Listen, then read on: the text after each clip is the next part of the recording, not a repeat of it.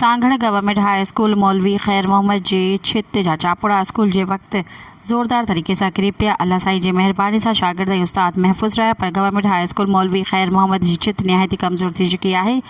चापुड़ा किरण जो ख़तरो मौजूदु आहे। केतिरा ई भेरा लाॻापियल इख़्तियारनि खे लिखी मोकिलियो आहे, पर मुखी जे न पोइते पियल इलाइक़े जे लाइ हिकु क़दीम दरसगाह जंहिंजो 100% पुरितुनि हारियुनि माण्हुनि ऐं ॿारनि जा ॿार पढ़नि था, हिन स्कूल मां उन्हनि हारियुनि पुरितुनि जा ॿारड़ा मिसाली शागिर्द बणिजी पढ़ी निकिता आहिनि।